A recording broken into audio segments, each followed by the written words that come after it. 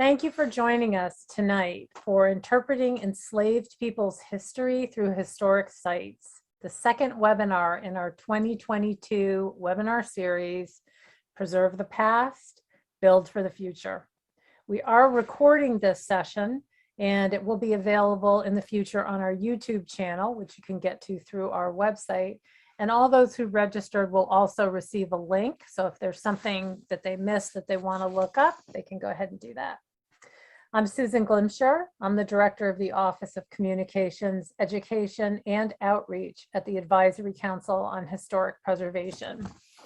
The ACHP is an independent federal agency that promotes the economic, educational, sustainability, and cultural values of historic preservation. We also advise the President and Congress on national historic preservation policy. The ACHP also influences federal activities, programs, and policies that affect historic and cultural properties. We are comprised of 24 statutorily designated members, and we are the only federal agency whose only mission is historic preservation. A large part of our work is overseeing the Section 106 review process from the National Historic Preservation Act, which was signed into legislation in 1966. This requires federal agencies and all those who are receiving any kind of federal funding or federal licensure to consider historic preservation when they're carrying out any kind of an undertaking, if it might affect a historic property, a sacred site, a cultural landscape, etc. This webinar series helps us to fulfill several aspects of our mission that we are utterly committed to. These include educating the public about historic preservation, bringing the next generation of preservationists and conservationists into the field, and building a more inclusive preservation program. We have a great lineup this year for our Preserve the Past, Build for the Future series. Our first webinar was on finding a career in historic preservation or related fields. You can watch the recording of that session from the link that my team is going to put in the chat now, and feel free to pass that on. All of our webinars take place at Eastern Time. Coming up on March 23rd at 2 p.m. is Preserving African American Burial Sites. You'll hear about the preservation of historic African American cemeteries in Ohio and in Rhode Island. On April 27th at 5 p.m., join us for natural disasters and their threat to historic preservation. That's a really timely subject for all of those that are interested in preservation and conservation. You can register for all of these webinars or the last two webinars at the link that hopefully someone's going to put in the chat, along with the link to the last session. We are really excited about our guests for today, so let me introduce them. First, we have Steve Phan. Steve is the Chief of Interpretation, Education, and Visitor Services at Campnelson National Monument, the National Park Service, and he'll speak about incorporating the African American experience into a Civil War era fort. That sounds really cool. Next, we have Eola Lewis Dance, who is the Superintendent of Fort Monroe National Monument, National Park Service in Virginia, and she will talk about descendant engagement. Did I miss Jeff? I did. I'm so sorry. And of course, we have Jeff Neal, the Director of Preservation and Interpretation at Middleton Place Foundation in Charleston, South Carolina, one of my favorite spots in the world, telling the full story of a plantation home. Before we begin, if you have any thoughts or questions or would like to say something to one of the speakers, please go ahead and put your note in the Q&A box. When it's time for questions, We'll turn on your microphone and your camera so you will be able to ask your question directly of the panelists. Now I'd like to start us off by welcoming Steve to start our conversation. Steve. Well, thank you so much, Susan. I appreciate the invitation from you and my dear friend Lynn, who I got to know very well in Washington, D.C. for about 4 years. And I'll share my screen very quick and get this program going.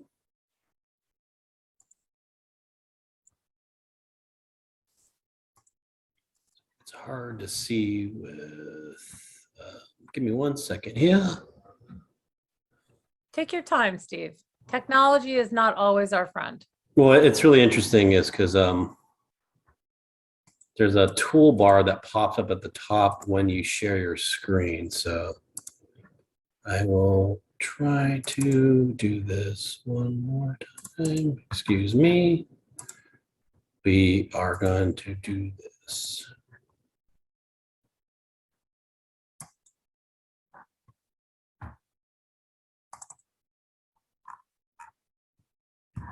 How about if you go under slideshow? Was that the way to do it? Or Yeah, sorry. It was, there we go.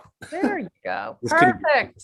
Now we get to see that gorgeous slide. Yes, I had a lot of fun working on this. Again, Susan, thanks for the invitation. So as Susan introduced, my name is Steve Phan. I'm the Chief of Interpretation at Campnelson National Monument.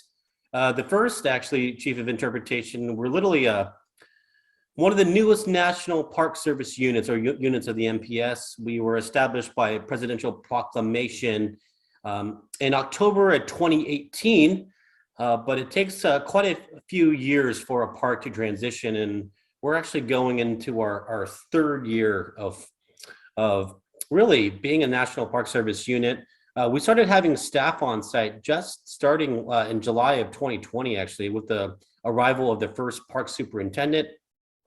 I was on detail there from January until May of 2021, and my goal was really hiring staff and starting social media pages, enhancing the website, working on funding projects and things like that. So it's been quite the whirlwind. And then I left DC in September, and I've been the permanent chief ever since. So look forward to talking to you about Campnelson. I don't think a lot of people know about it, even in the Civil War world. Even amongst Civil War buffs, as we call them, not a lot of people know about Campnelson. So what exactly is Campnelson? So I just entitled this Campnelson National Monument, Civil War to Civil Rights, and you'll see what I mean by that. So there's our visitor center. So the park itself was established by Jessamine County, Kentucky, really in the late 1990s. They started preserving this land of what this, a former U.S. Army base, a really large military installation, logistically supported U.S. armies in the field in Tennessee, Georgia, parts further south, even Virginia as well. And so it was known as Campnelson Heritage Park, starting in 1998. And then I said about 20 years later, it became a National Park Service unit. You can see our sign on the front gate there, and it's a really compelling site, and it's been a joy to learn about it, connect with people that have been there for decades, including descendant communities, but also the people that helped build this park, made it become a national monument. So what is Campnelson? Well, I want to share it with you. Campnelson National Monument in Jessamine County, Kentucky preserves and interprets the historic and archaeological resources of a U.S. Army supply depot, which became one of the largest Civil War era recruitment training centers for United States colored troops, or USCT, and their families. It was a refugee camp as well, and I'll talk quite a bit about that. As you can see, the monument is a testament to courage, resiliency, and perseverance for those seeking freedom from slavery and pursuing self-determination during and after the Civil War. So we're not a battlefield site, and I actually think that gives our staff quite a bit of flexibility to really talk about the complicated nuances of the Civil War, the cause and effect, really the relevancy of the Civil War up to this day in 2022. As you can see, it started as a U.S. Army supply base, a large, massive supply base which grew to over 4,000 acres and contained 300 wooden buildings, to one of the largest recruitment centers of African-American soldiers in the entire country. And what's so unique about this site is it's in Kentucky. Kentucky is a border state, which means that, it maintained the institution of slavery, but remained in the United States. So the majority of these men and their families were enslaved. They were seeking freedom within Army lines in a very, very complicated state. So there's a couple of layers here, and that's one of the approaches I take to doing history, especially interpretation with the general public, is talking about the layers of history. As you can see here, there's a soldier, the United States Colored Troop soldier. His name is William Wright, and behind him, he was enlisted as in one of the regiments at Campnelson, and behind him is kind of the cause and an effect of African American men self-emancipating by enlisting with the U.S. Army is they're joined by their families. This happens in 1864, by the way. The Emancipation Proclamation does not have effect in the border states of Kentucky, Delaware, Missouri, and Maryland, but African Americans were intimately connected to Campnelson when it was first established, really in the spring and summer of 1863.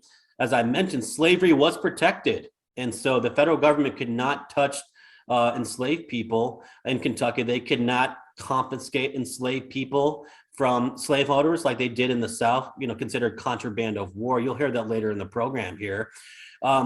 But what the war does provide is an opportunity for African Americans to self-emancipate, whatever that may be.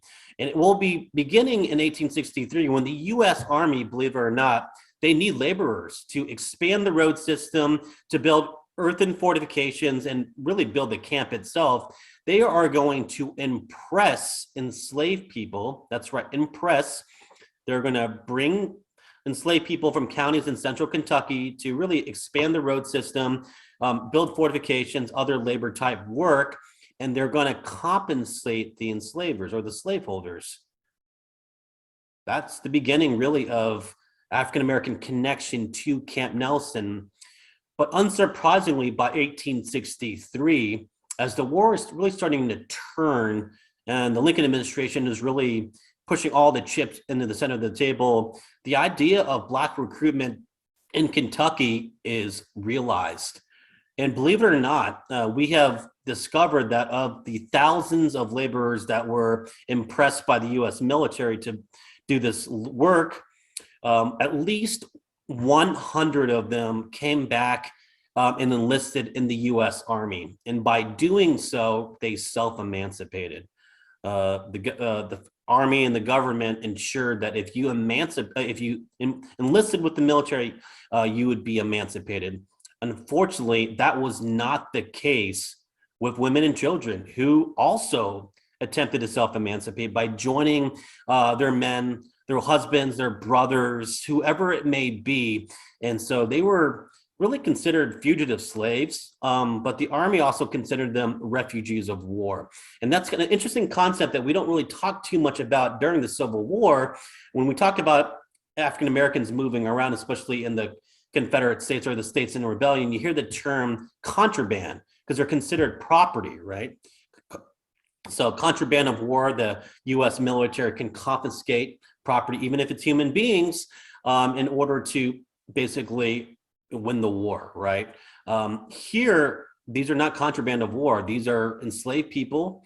Enslavers, owners are allowed to come to camp to retrieve their property. So there's going to be quite a bit of tension, violence, unfortunately. There's going to be many men and women who try to make it to Campnelson and never do. And see what this becomes for especially African-American men. See how much better off we are now than we were 4 years ago. It used to be 500 miles to get to Canada. Freedom is what they're talking about, right? From Lexington, but now it's only 18 miles. And they're talking about Campnelson, which is located about 20 miles south from Lexington, Kentucky, on US 27. and there would be 10,000 African-American soldiers organized in the 8 regiments at Camp Nelson, second or third largest Black recruitment camp in the entire country. 23,703 Black men joined the U.S. military in Kentucky during the Civil War, an absolutely massive number. And a lot of these men will serve campaigns in Virginia. 2 regiments will serve and be a part of the campaigns around Richmond and Petersburg, and 1 regiment will actually be at Appomattox and see General Lee's army surrender. Those 2 of those units actually serve until 1867, and dozens of them, well over 100, will join new regiments, regular Army regiments in 1867. We now know that as the regular Army. Actually, we now know them as Buffalo Soldiers. So you see what military service was able to offer enslaved men: an opportunity to take care of themselves and their families, gain citizenship, the right to own property, education, the right to vote, right? It was more than freedom or emancipation. It was citizenship as well. Okay, and I wanted to show you this incredible image. This is really the only image we have of African-American troops at Camp Nelson other than portraits. We know that's either the 5th or 6th United States Colored Cavalry standing at one of the wooden barracks at Camp Nelson. So enlistment started in 1864, ended in 1865, and by the time the war was over, there were 10,000 Black men that came through the camp. And that's what I think it's important for educators, for the public to talk about this and really engage in this idea, because Frederick Douglass talks about this, right? He's been saying this for years leading up to the Civil War. Obviously, when the Civil War began, this idea of serving would provide an opportunity, really a quick opportunity, or I'd say an elevated opportunity to gain manhood, equal rights, right? By serving in the military. Obviously, this will be contested in the years after the Civil War with Reconstruction and obviously the start of Jim Crow. But for a lot of African-American soldiers, it was more than this idea of emancipation, right? It was really this idea of manhood, wearing the uniform, equal rights, we call it civil rights as well. And we'll see with the 14th, 15th Amendment, the right to be citizens, the right to own property, the right to vote as well. So we've got men from all different backgrounds here. The majority of them will be enslaved. And here are examples of 3 United States Colored soldiers that enlisted or organized in regiments at Camp Nelson, and all had different careers before and after this, or different lives, right? And it's really been our goal to share these stories, to share these images of these men and their families as well, and hopefully find out more about them afterward. These men are actually very prominent in regards to kind of what they did after the Civil War. The gentleman on the right, Peter Bruner, writes a biography about his service in the United States military. Elijah P. Mars in the middle is connected with Simmons College, a historically Black college in Louisville, and becomes a president of the school. And Samuel Trueheart, I mean, look at how martial that image is, right? It's really an incredible image. And enslaved in a county in central Kentucky, and that's probably one of the most recognized images of a Black soldier in the Civil War, and he came from Camp Nelson. And quickly, I know we have other speakers here, but as I said, there's a cause and effect with this movement, with this enlistment of Black men, and is what happens to their men and their women, children, their families. Well, thousands of refugees arrived at Camp Nelson. They basically tried to find work. They tried to stay with their husbands who were in the military at this point. And for some military officers, they did not want to deal with this humanitarian crisis. They wanted to focus on military matters. They didn't want to take care of women and children, refugees. And so there were multiple events we called expulsions, where the Army literally drove women and children out from the lines of the camp. Multiple expulsions over the course of 1864. 8 of them happened, and this included family members of United States Colored troops, believe it or not, unfortunately. Happened really beginning of the summer in August of 64, and the worst event came in November, and it was a horrific event. 400 refugees were driven from the camp during the midst of a winter storm. At least 102 died as a result of the expulsion. It was, as I said, probably one of the darkest episodes of the American Civil War, I believe, of our nation's history, to be honest. I don't think a lot of people know about it, and this is one of the things we're trying to really share and highlight and amplify with the public. We lit 102 luminaries for the people that died from the November expulsion, and 2 more bags were lit for the people that died, tried to make it to Campnelson and died from other expulsions. But this did have an effect. It reached the halls of Congress, the news of it did. And in March of 1865, the family members of Black soldiers were emancipated.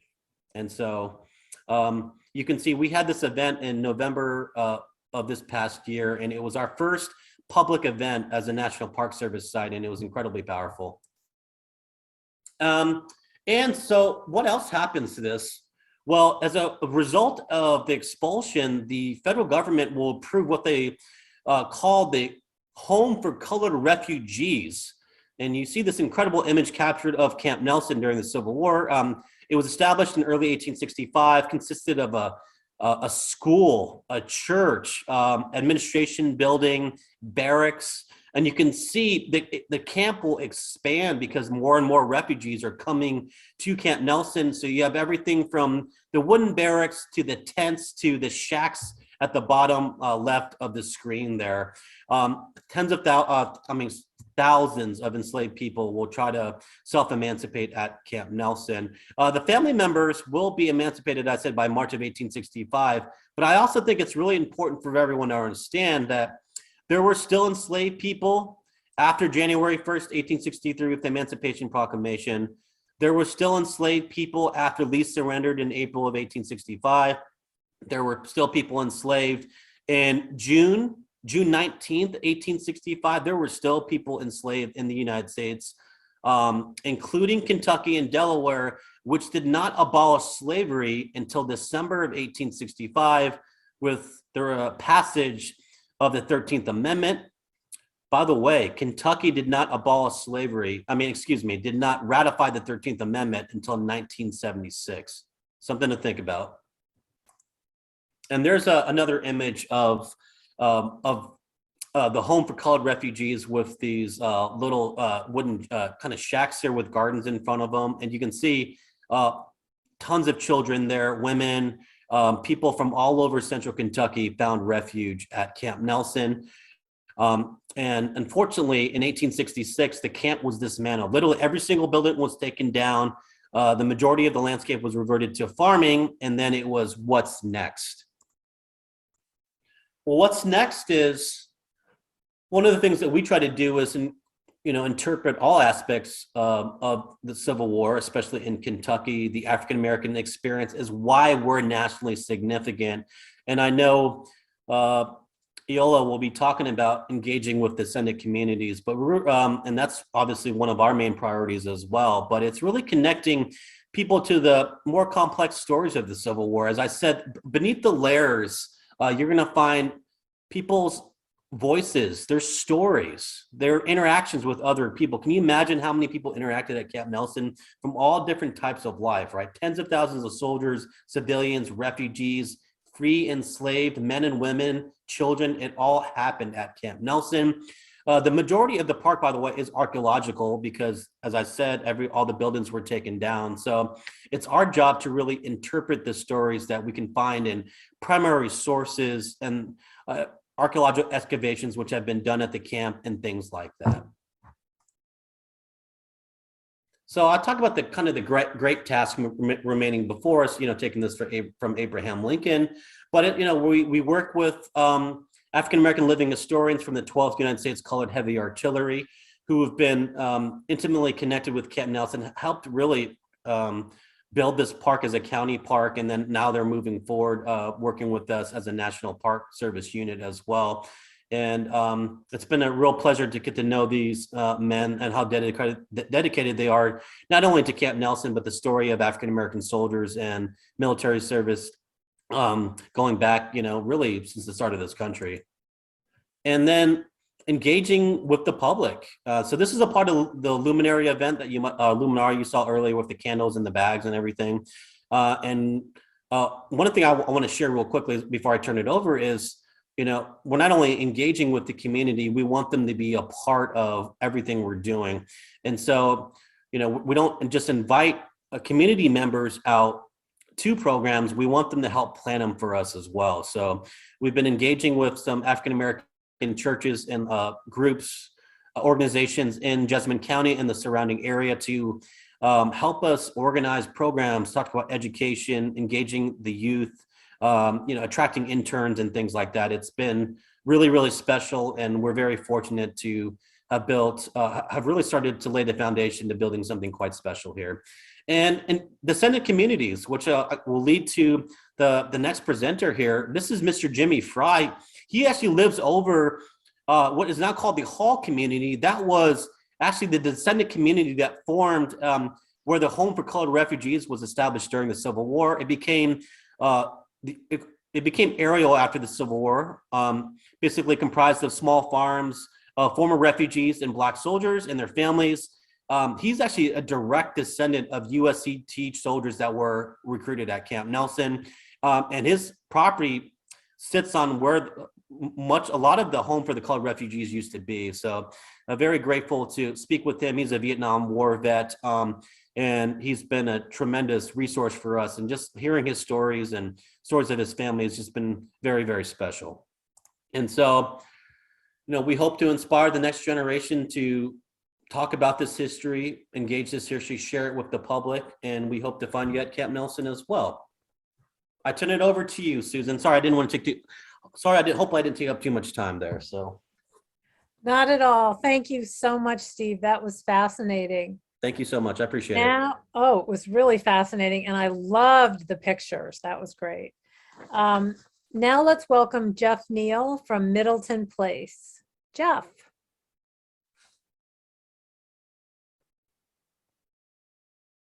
Hi, glad to see everyone. Susan, thank you very much. And first of all, also thank you so much for this invitation to be doing this, to come to y'all today. Again, my name is Jeff Neale. I'm the Director of Interpretation and Preservation for Middleton Place. Middleton Place is a historic plantation in Charleston, South Carolina here. Now, I think one of the most important things that we need to say about this place is that for most of Middleton Place existence, this was a plantation, okay? And one of the questions that we often ask our guests is, well, what exactly is a plantation? And many of the answers we do receive is that, well, it was a farm. That's very true. It was also a home to families. It was a getaway. And lastly, this was a place of enslavement with these. Matter of fact, all those answers kind of gel into one big story. And that's probably the most important thing here about Middleton Place is the stories that we tell. Now, starting in 1970, this actually became a historic site. It's been operating under the Middleton Place Foundation since 1974. And I'm also proud to say that at least here in the Charleston area, Middleton Place was probably one of the few places, or one of the first places, arguably, to talk about the institution of slavery and about enslaved people here, actually starting about as early as the 1990s. But since then, we are continually trying to grow the story here and tell the most complete story we can out here. Matter of fact, with that said, let me share the screen here real quick. I'm going to pop this up. Oh, wait a minute. Do this one more time. I hope I'm doing this correctly. I'm trying to find there it is. And let's get this going real quick. There we go. Oh, let me go back one. Excuse me for 1 minute here. There we go. Here is Middleton Place. I think one of the fascinating things about Middleton Place are the amount of stories that we have to tell out here. First of all, Middleton Place was one of 19 plantations owned by the Middleton family here in Charleston from about 1678 to 1865. The story here at Middleton Place actually encompasses a lot of things. First of all, This is the home to the oldest landscape gardens here in North America. They were actually started in 1741, and they're still evolving today. It's still growing this day. So it is a site of not only a man-made beauty, but also natural beauty out here. Next, Middleton Place. Well, this is home to one of the most influential families here in the United States. Henry Middleton, the founder of Middleton Place, who acquires this in 1741. He is not only a founding father and a member of the Continental Congress, he'll become the second president of the first Continental Congress. His son, Arthur Middleton, will also serve in the Continental Congress, and he will become a signer of the Declaration of Independence. As we go through the Middleton line, his son, Henry Middleton, will not only become governor of South Carolina, he will be the U.S. ambassador to Russia from 1820 to 1830. And then lastly, Williams Middleton, well, he will be a signer of the Secession of Ordinance, causing the Civil War. So within this one family, you have the grandfather who creates the country, and then you have the grandson who rips the country in half. But they're not the only people here. You also have this enslaved community here. From 1678 to 1865, on those roughly 19 plantations, the Middleton family will own over 3,500 enslaved people to run those plantations.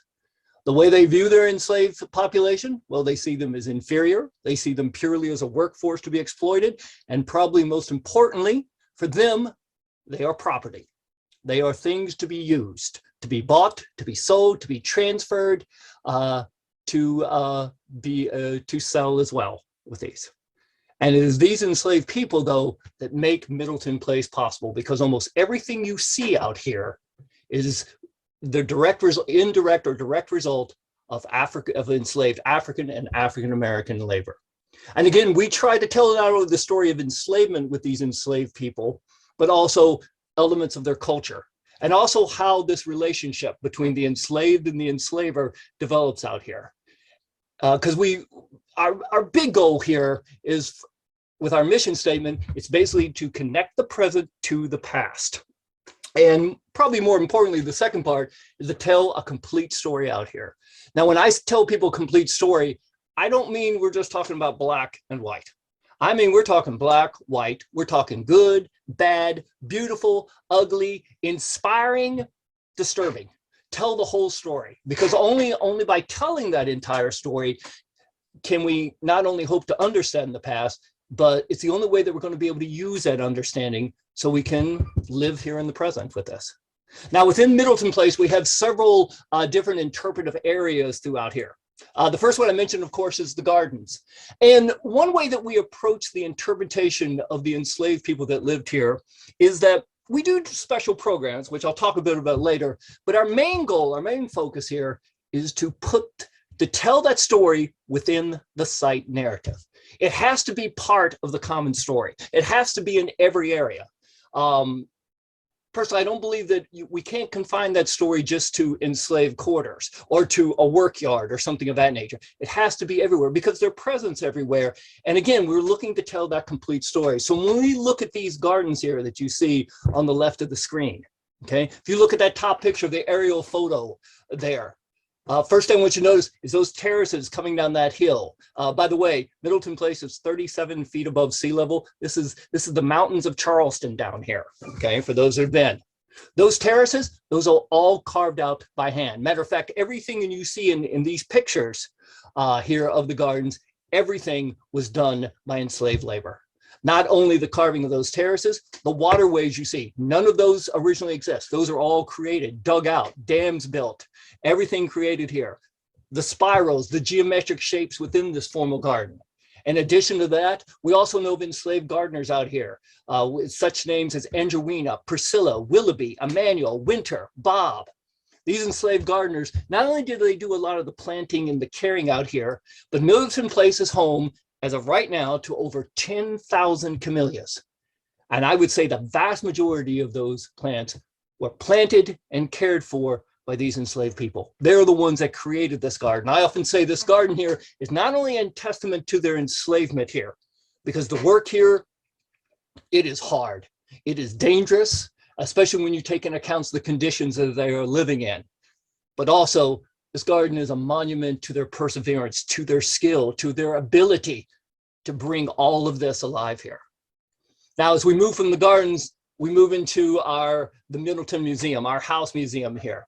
Now, one of the unique things about this house museum is that probably 95% of everything inside this house museum has a Middleton provenance. The provenance here is pretty incredible.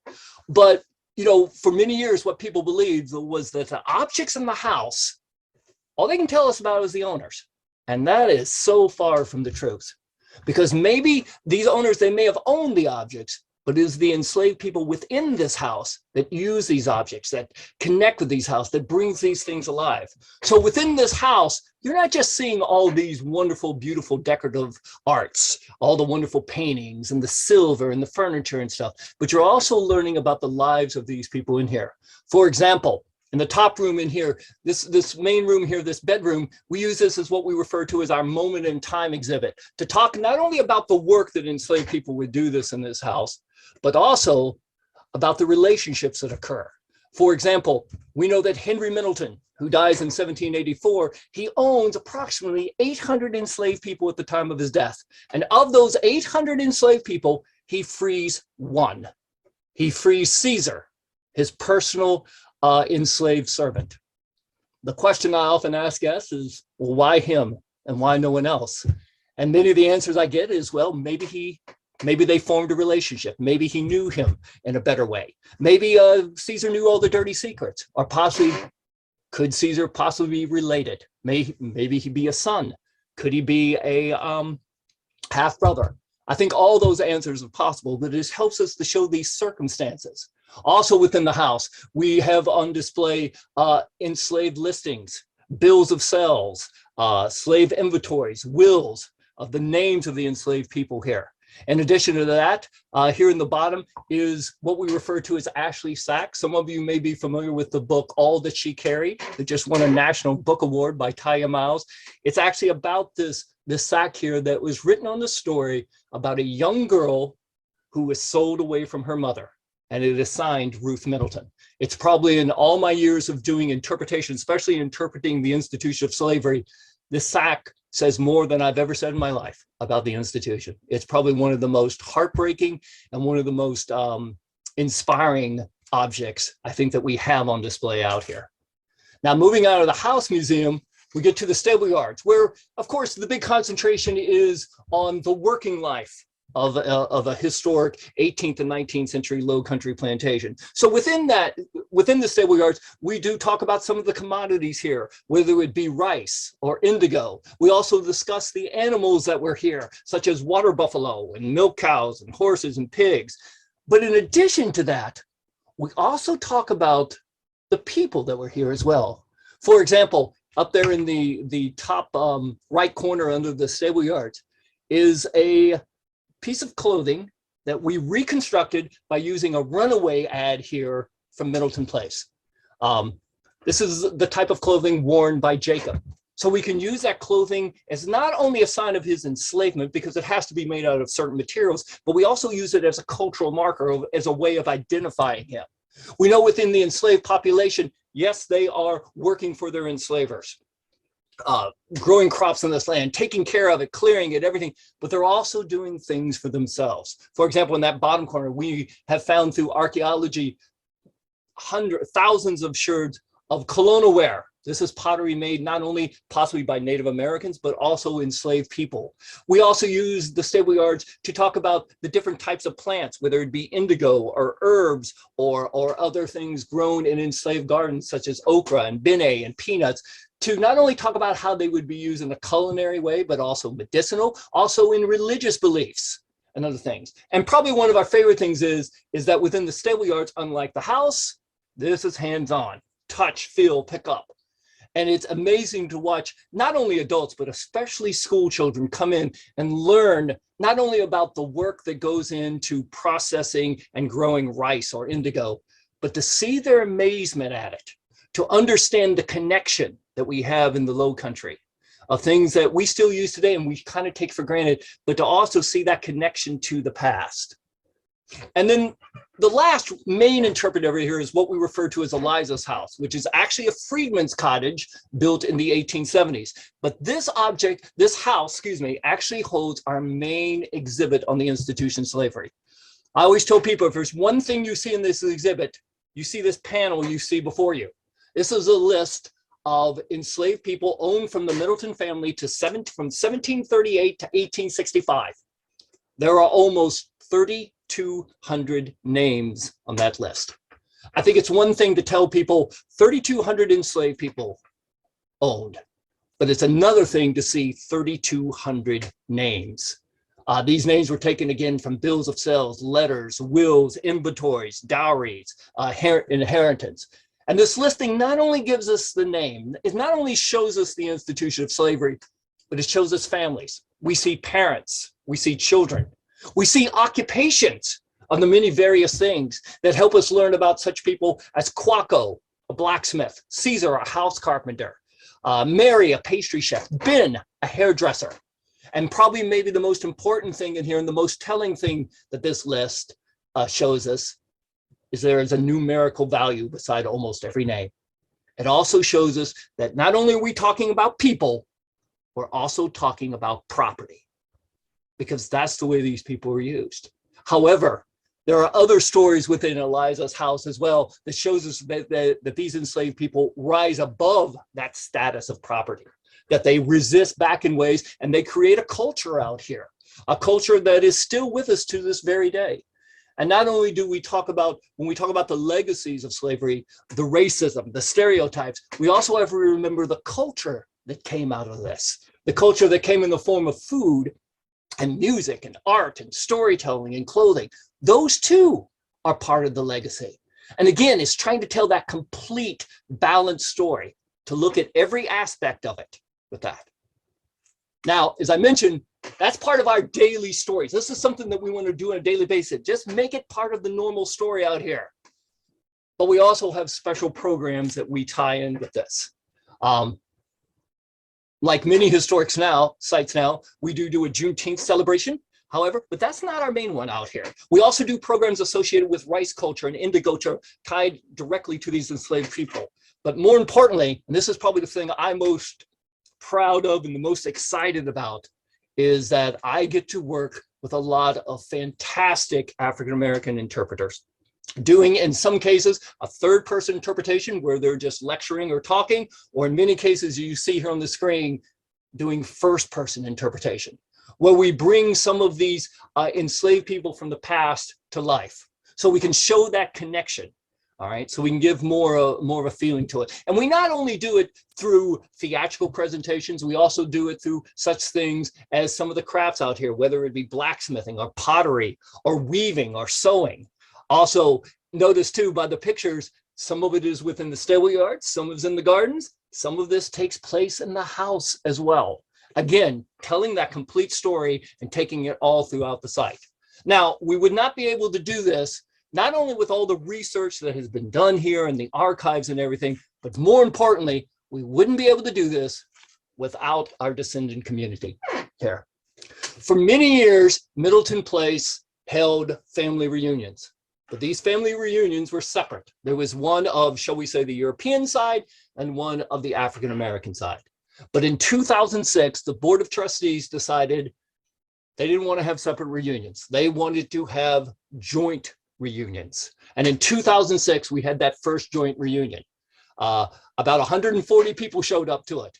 And I will say it was probably about 70-30, a white majority. And as a member of the staff here, I will tell you, we were a little nervous about it, how it was going to, go over. And it turned out to be incredible. Matter of fact, one of the most fantastic things this foundation has ever done. Ever since then, every 5 years, we hold a reunion, and this reunion continues to get bigger and better every year. The last one in 2016, 350 participants, and it is about 50-50. We are planning to have one this coming up November. More importantly, it's helped us not only to tell a better story, but we've also been able to help members of the African-American community tell their stories. If you look at the 4 people here pictured here, these are all descendants of enslaved people here from Middleton Place. And some of these descendants here actually serve on the board of trustees here for us. In addition to that, some of these descendants are some of our interpreters, are some of our guides taking people around in here. They have done an incredible job with this. In addition to working with our descendant community, we also have what we refer to as the Diversity and Equality Inclusion Committee, which incorporates not only Middleton descendants, but also members of the African American community here in Charleston. That includes some city board members, includes member of the clergy, includes other historians and other people as well.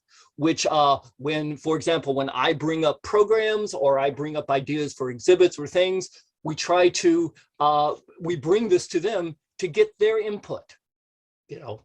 And in many cases, it's either, you know, Jeffrey, do more, or Jeffrey, wait a minute, hold the reins there for a little bit. You know, we want not only their blessing, shall we say, but more importantly, we want their involvement. We want them to be a part of this. Because that's, I think, the important thing about what we can do is forming this community of everyone out here. And then lastly, I'll just show this real quick. This may be available to you later. If you'd like to learn more about Middleton Place, not only do I have the website here, but we've been able to publish several books. About 4 years ago, I guess it was, 4 to 5 years ago, we produced a DVD, a documentary on the institution of slavery at Middleton Place, which ended up being carried on about 190 PBS stations all throughout the country, won several awards. And we're just getting ready to publish a new book here in hopefully about another month on not only the creation of Middleton Place as a historic site, but also the creation of this reunion of the family of all the people that are here. So that's it for me. Thank you very much for having me. I greatly appreciate it. All right. Thank you so much, Jeff. I have to say that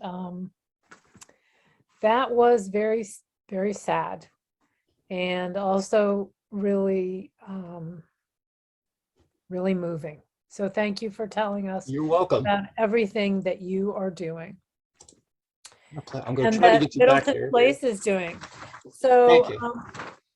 And so now I would like to move ahead to Eola Lewis Dance from Fort Monroe. Welcome, Eola. Thank you so much, and good evening, everyone.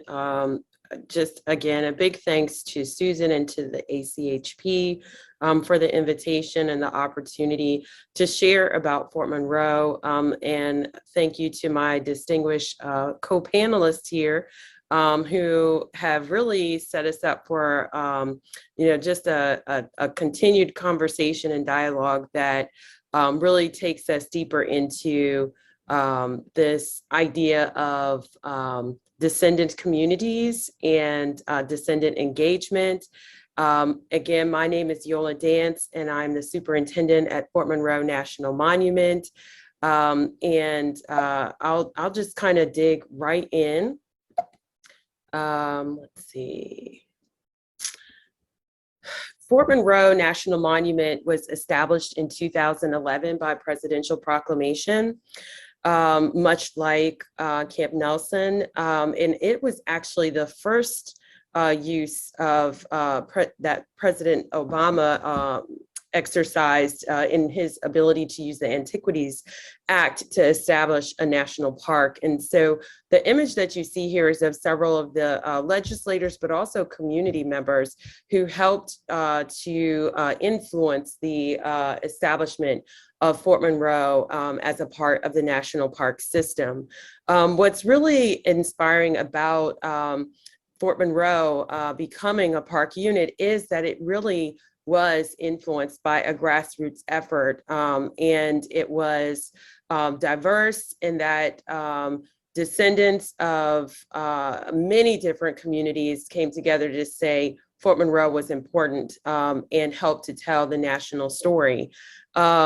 There's really over 400 years of history associated with Fort Monroe. Many of us, when we start to discuss the birthplace of America, we immediately think of Jamestown, and that's important in understanding the cultural geography of Fort Monroe.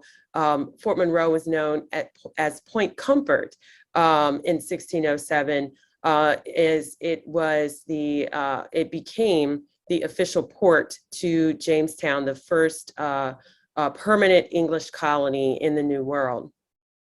There's, like I said, was so much more history to Fort Monroe, including Native American inhabitants, as well as African landing, which is a large part of the focus that I'll share with you today.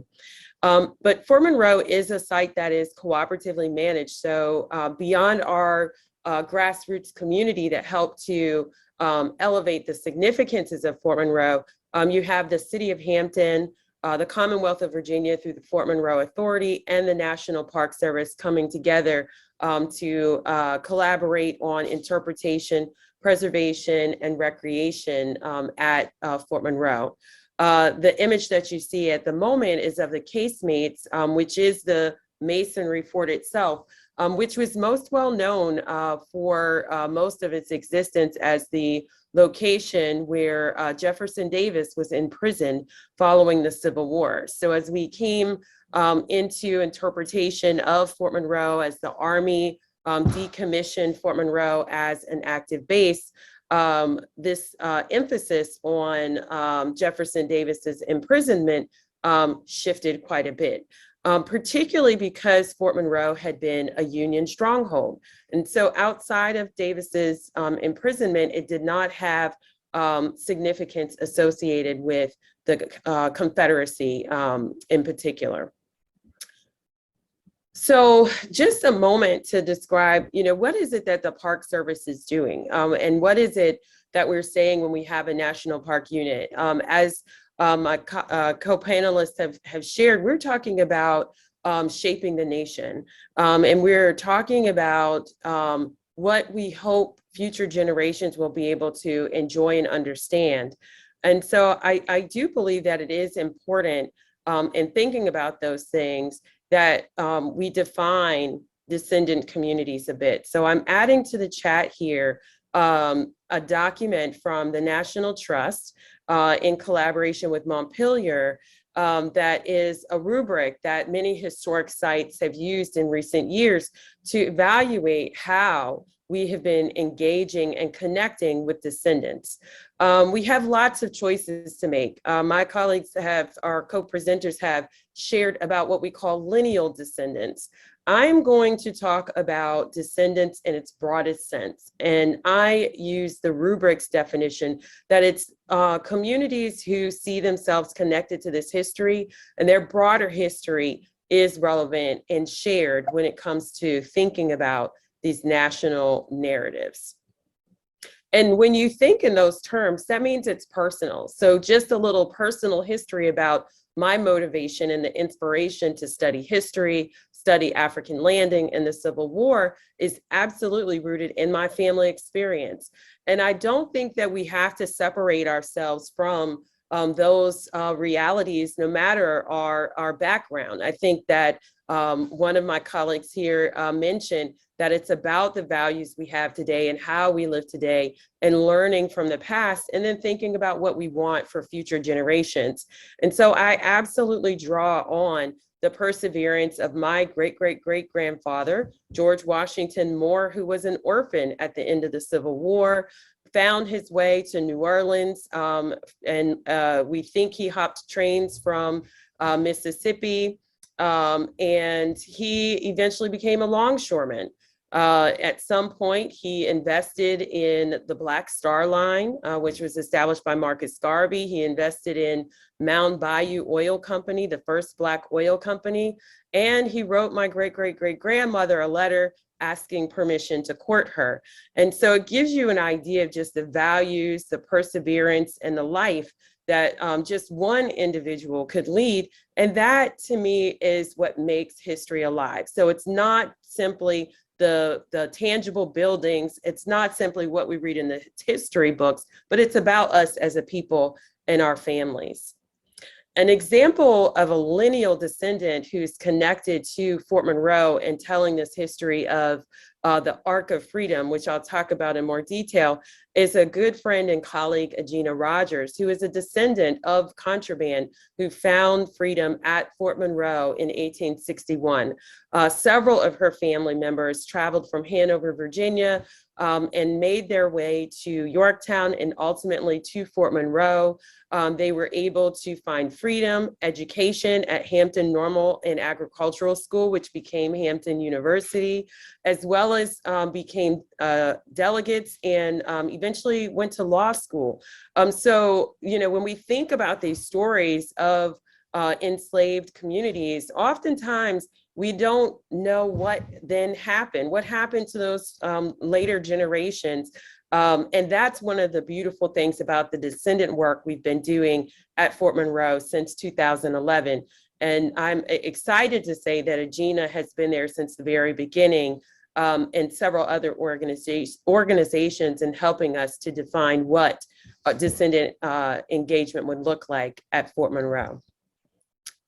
So to get into the history a bit here, when we say 400 years of history, we're talking about African landing in 1619. And so this is the history of 20 and odd Africans who were documented by John Rolfe, the official clerk to Jamestown, as having arrived aboard the White Lion and being sold for victuals. They were eventually enslaved in Jamestown, Elizabeth City, and other places within the Virginia colony at this early time where there really wasn't slave law to define their legal status. However, there were customs of the land, and there were over 130 years of enslavement in other parts of the New World that was led by the Portuguese and the Spanish.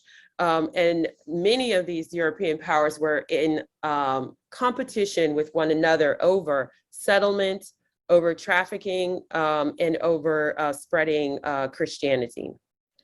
The images that you see here are of some of the community conversations that took place early on in the early 2000s as we identified the stories that we would tell.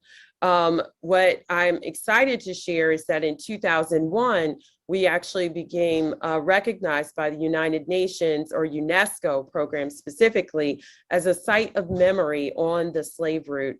And so the commonality there, much like with our descendant engagement, is around diverse communities coming together to document, interpret, and remember slavery in hopes that we can move towards reconciliation and healing. Just in this past week, we actually shared in a visit with the ambassador from Angola. And he and his delegation has really worked hard to build a relationship with Fort Monroe, considering these first Africans aboard the White Lion were actually from the Ndongo Kingdom in West Africa, considered Central Africa, today Angola. And so much of that history that we know has come forward over the last several years, particularly after the 400-year commemoration of the founding of Jamestown. So many scholars like Linda Haywood and John Thornton did incredible work in the early 2000s that brought that history forward into light.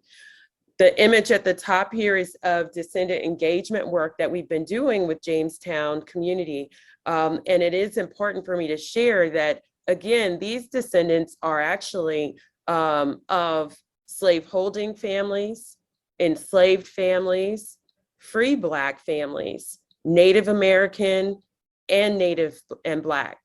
And as I mentioned, we also have to think about global communities. And so we cannot leave out the fact that these histories that we tell are part of a global narrative. And so we are very thankful that in recent past, our relationships with those who are representative of or still in Africa are connected and part of sharing and telling the history of Fort Monroe.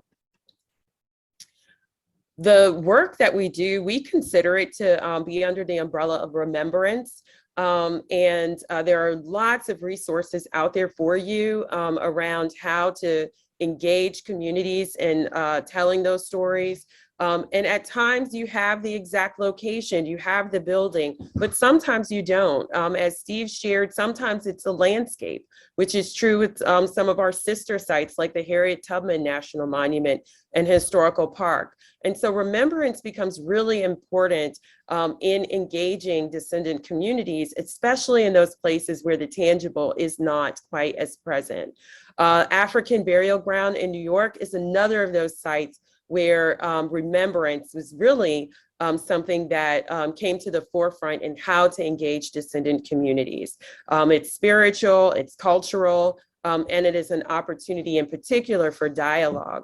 One of the working groups that is growing and shaping through the National Trust is Reimagining International Sites of Enslavement. And so I encourage you to learn more about that program, as well as Project 1619, which was founded in the 1990s, not to be confused with 1619 Project, which is the New York Times project led by Nicole Hannah-Jones, who's also been very active in collaborating with the park in terms of her project and the history that happened there.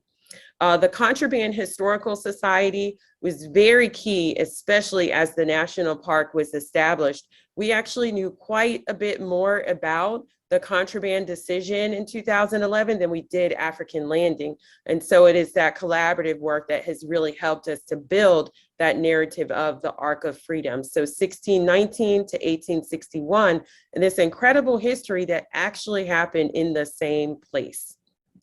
And so I'll talk about that just a little bit. In that Point Comfort is the location of these two monumental events in African American experience.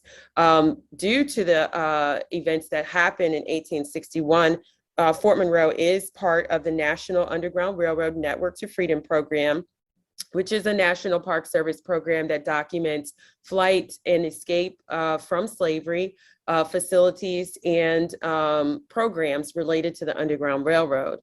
This particular history, as Steve mentioned, really focuses on the freedom seeker. So the individual who took risk and escaped from slavery. They were oftentimes supported by many people, Black, white, male, female, those who believed in a moral issue around slavery, and those who simply wanted to see an end to slavery, but were also interested in recolonization. And so there's a lot of complexity to Underground Railroad history, abolition, and the experiences of freedom seekers. The images that you see here include Major General Benjamin Butler, who on his second day in his assignment at Fort Monroe in 1861 was actually confronted with a decision he had to make. General Butler was from Massachusetts. He was a trained lawyer. And on this day following Virginia's secession from the Union, Baker, Townsend, and Mallory, three freedom seekers, were brought to him who had escaped from Norfolk. They were being forced to build Confederate fortifications, and they were considered property. When the Confederate soldiers, one being John B. Carey, demanded them back as their property, General Butler was able to respond that if they were indeed their property and being used against the Union, then he legally could retain them as contraband of war. And so this very same argument that was problematic, that these men were property, is the same argument that was used to actually create the opportunity to allow them refuge. Now, unfortunately, the conditions were not great and actually became very difficult for many of those who followed. But it was also quite different and a welcome opportunity for freedom that thousands of freedom seekers sought. So the image to the right-hand side here at the top from the Harper's Weekly is of the thousands who filed to Fort Monroe, and they earned it the name Freedom's Fortress. Now, there is a direct relationship between the Contraband Decision of 1861, the First Confiscation Act and Second Confiscation Act, the Emancipation Proclamation, the 13th, 14th, and 15th Amendment. And so this particular site is part of that long narrative. Harriet Tubman was actually recruited to serve as a nurse at the Contraband Hospital. Unfortunately, her role was promised to be head matron. Her level of literacy is historical debate. It is understood that she could not read or write. However, she was literate in many ways that most of us couldn't even imagine. And she was successful in assisting at least 70 family members and neighbors from Cambridge, Maryland to Freedom in the north, as well as at least 700 from the Carolinas during the raid on the Combahee River. So highly capable, self-sacrificing woman who served during the Civil War. And this history all comes together at Fort Monroe and provides us with this opportunity to have a dialogue that is really about over 242 years of African-American experience, but also over 400 years of history of the making of America. And this is about experiential learning. So like my colleagues shared, we are engaging people in cultural landscapes. We are using artifacts, archaeology, and stories and living history to help communities to understand these narratives of the past and explore history in the place where it happened. And we hope that you will join us at Fort Monroe, Point Comfort in present-day Hampton, Virginia. Thank you so much, and I'm happy to answer questions as we turn the floor back over to Susan. Thank you so much.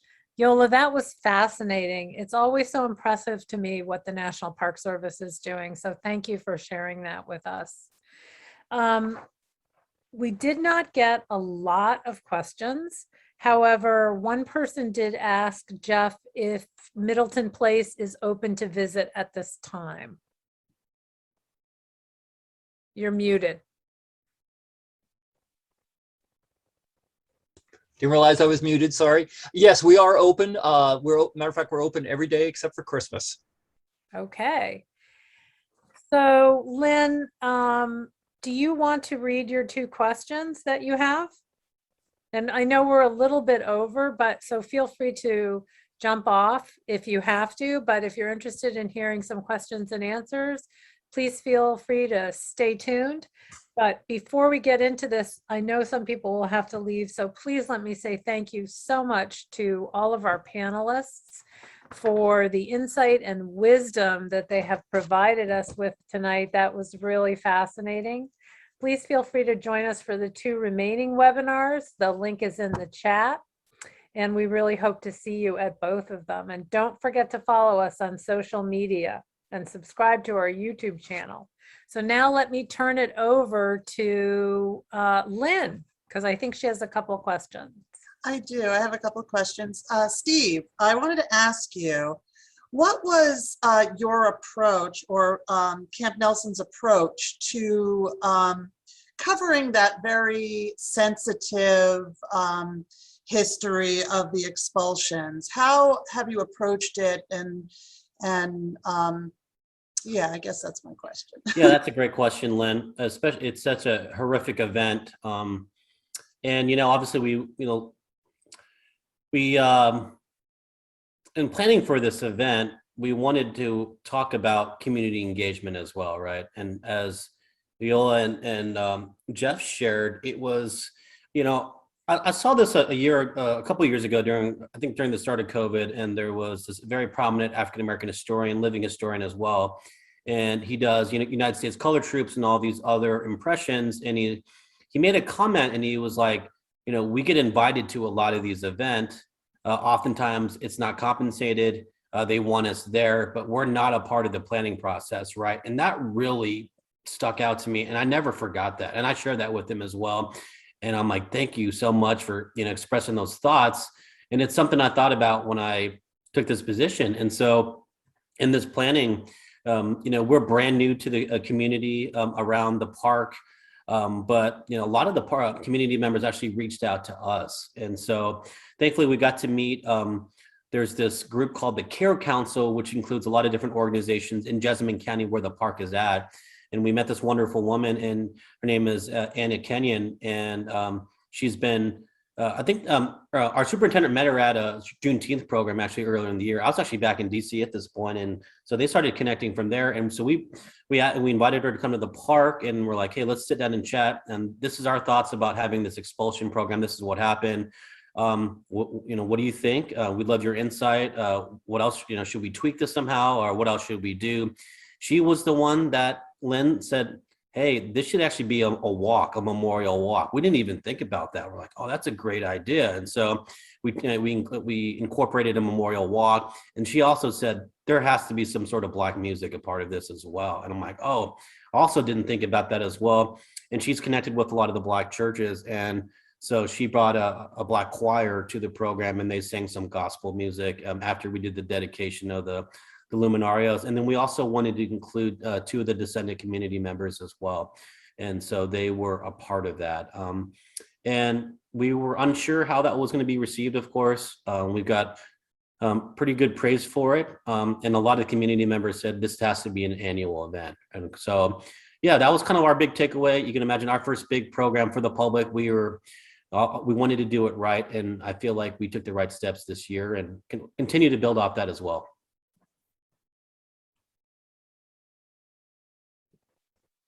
Thank you, Steve. Of course. I also have a question for Jeff. So what you mentioned that you really Middleton Place really started to interpret the enslaved history in the 1990s. So first of all, what caused you to start telling that full story? Did something happen? Were families starting to approach you about it?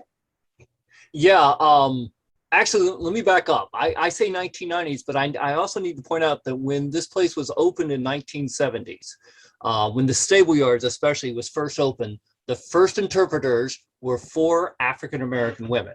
And what was special about these 4 women here, number one, they all lived at Middleton Place. Matter of fact, they'd lived here since 1925 was the oldest one that had lived here. And I've gone back through the records and I've kind of looked through the scripts, and I hate saying this, but it's very true. Was their delivery or the scripts, were they kind of white sanitized? Yes, they were. However, one thing these women did was they started injecting elements of their culture. And as they kept talking about, elements of our home and the families that were here. And that's kind of snowballed when we got into the 90s. We started having African-American descendants and also visitors as well, asking more about not only these ladies, but the African-American community that was here, the enslaved community here. And that's what kind of got it going.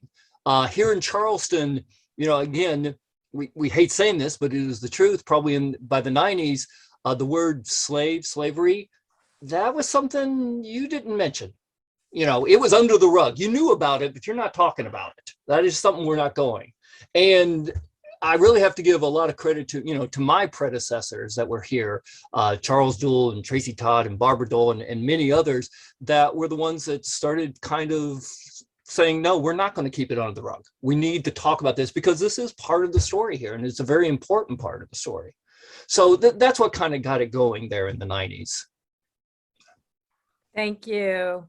So one last question, and that is for Eola. Eola, I myself do genealogy on my own family, so it was wonderful to hear that sort of aside from your commitment to the work you do professionally, that there was a personal part of this for you. And I wondered if you could just talk a little bit more about your family and the folks who came before you, and what wonderful things or tragic things. I mean, we all have tragedies in our family histories. Tell us a little bit about that. I really appreciate that question because I think one of the challenges in researching and talking about transatlantic slave trade is it is a disruption in a family history and a history of a people.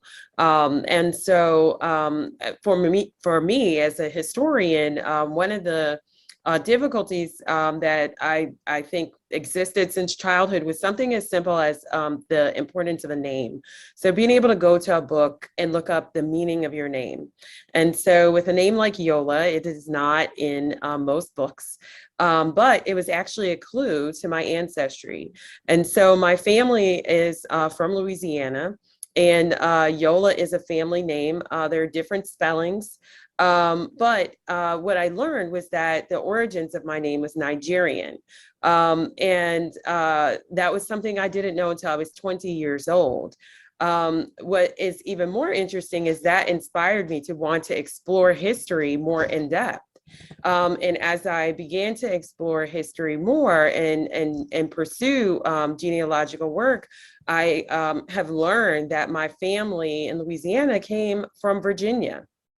And so especially right now, as there's so much research being done on enslaved families from Virginia who were sold either to New Orleans or sold to Maryland and then to New Orleans, it's been incredible just trying to, both keep track of that Virginia history that, is part of my professional work and my academic work, but then also realize that my family history keeps intersecting with these national narratives.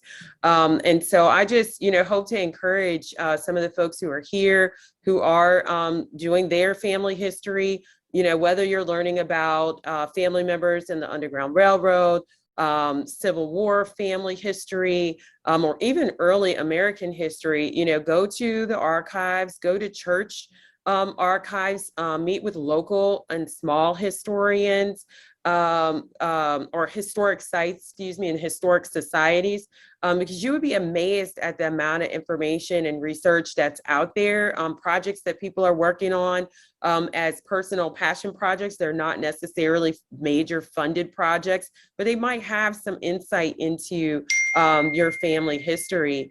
And that has been something that has been inspiring to me, both personally and professionally. Thank you. And one thing I'll add to that, just before I ask Dr. Lisa Bratton to ask her question of Jeff, is, one thing I will say to anybody who is watching right now, if you're interested in genealogy, make sure you get out there and ask every family member every question you possibly can right now. Because when you are young, you don't realize how quickly you will lose your grandparents or other family members. So if this is something that interests you, be sure to start asking questions and listen to the stories right away. Lisa, would you like to show your video and unmute yourself and, oh, there you are, or just ask your question of Jeff? I think I'm unmuted, but I don't see how to make myself visible. Sorry. Okay, that's all right. But, my question is, I'm very involved with the descendants group at Historic Brattonsville, which is where my great-great-grandparents were enslaved in South Carolina. And we've started a series with 2 professional moderators about so that we can have real conversations about our shared history. So we're just finished the first one. We have 2 more coming up. But I wanted to find out if beyond family reunions that the descendants of Middleton were engaged in those types of real conversations, or if there's been any talk of that being on the horizon. Yes. I can't speak for all descendants, but I can tell you one thing at the reunion, and this has probably been the most, I think the thing that the descendants enjoy the most is we always set apart Sunday is what we call dialogue. And this is for an opportunity for people to talk about the shared past. Matter of fact, at that first reunion, I think one of the interesting things that happened was that Earl Middleton, an African-American gentleman who was on the board of trustees, also a Tuskegee Airman, he got up and he thanked everyone for coming. And then he said, does anyone want to say anything? And he just sat down the microphone and he walked away. And this young girl walked up. She was white, And she came up, she grabbed the microphone, and she started apologizing for the way her ancestors had treated other people's ancestors here. She started crying. And Dr. Fields Black, who I showed in the PowerPoint, a young African-American lady, scholar, fantastic woman, and she said at that moment, the whole place became like a Baptist prayer meeting. People started crying, people started praising, people started laughing. And she said it was like all the gas came out at that moment. And from that moment on, what we've noticed with the descendant community, talking to many descendants, is that they do talk to one another about these, not only about the past, but about the present.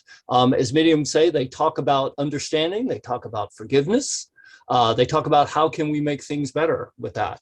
And we've also taken that to try to do within our interpretation here. I like to say that our presentations on enslavement here at Middleton Place, they're not so much presentations as we want to have a conversation with people. We want people to express themselves, how they feel, questions, because it is a subject that is difficult to talk about. It expresses a lot of emotions from people. So we definitely encourage that. And we've taken that lead from our descendant community doing it. So, by the way, we've worked a lot with historic Brattonsville in the past. I just had Dontavius Williams down here from Bratton, who used to work at Brattonsville, just here Yes, doing programs for us. And absolutely. Thank you. I used to work with Kitty Wilson Evans a lot. Yes, yeah. Oh my goodness, yeah, absolutely. Kitty's And I've been fantastic. to Middleton, so we're friends. All right, thank you. Yeah, you're welcome. Thank you. And we do have one more quick question. I'm not sure that I am going to, in fact, I'm quite positive I will get this pronunciation wrong, but Esosa, would you like to ask the question of the panel? If you would like to, please go ahead and unmute yourself and ask. Yeah, hi. My name is Soso Simon. I'm a graduate student. Sorry. I'm just hi.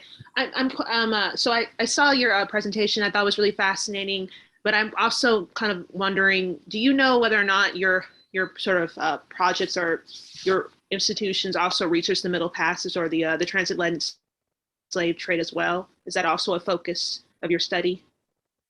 Is what I was asking.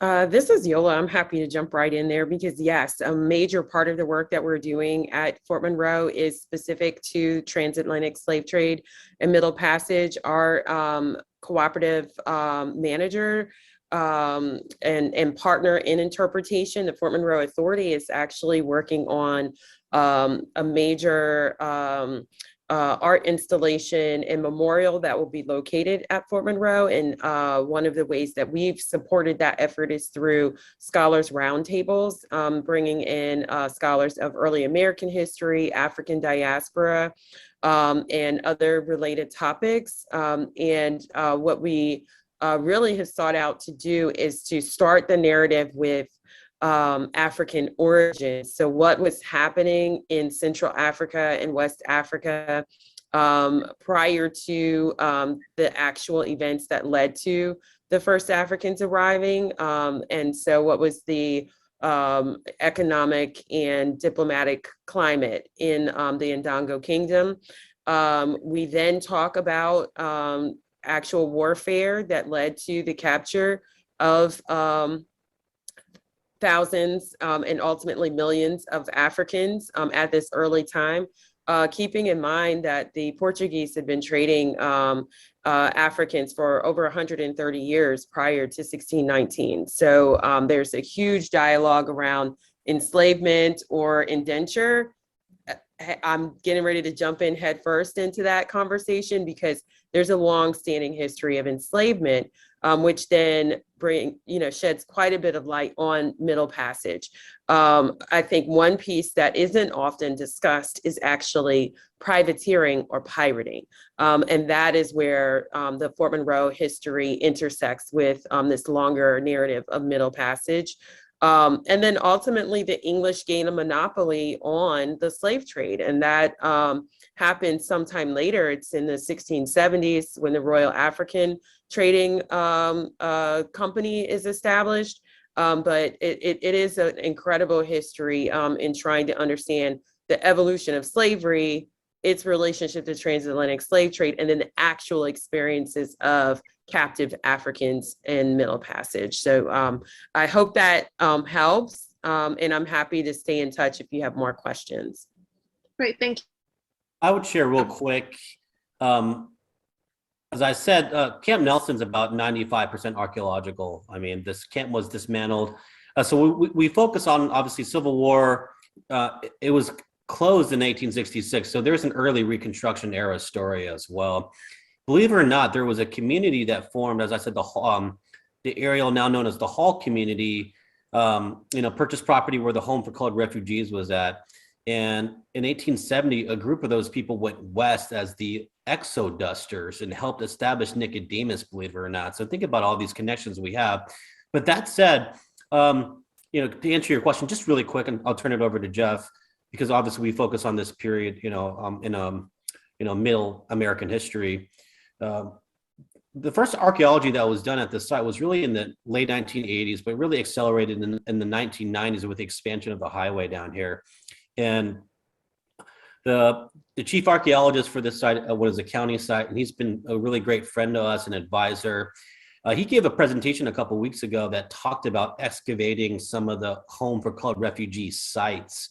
And some of the things that he found were jewelry and ornamental pieces that were inspired by West African culture, which was absolutely incredible. What he shared with us, these different, types of jewelry, especially that the children would wear, different coins that, had different elements of West African culture. So as Eola was kind of explaining the African diaspora, you can see, these people came from somewhere, right? That these cultural forms of identity and self-expression were shared in some sort of way. Who knows? They might have been several generations away from Africa itself, but the culture still stayed with them. So I'll turn it over to Jeff real quick. I know we have to wrap up soon, so thank you.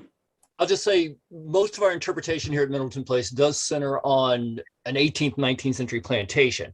However, the transatlantic slave trade is part of our story, really for two reasons. Number one, we are located in Charleston, all right? This is where almost 50% of all slave ships that came to the New World or came to North America, this is their final destination. So that's a very important part for us. And secondly, we do have a direct connection to it.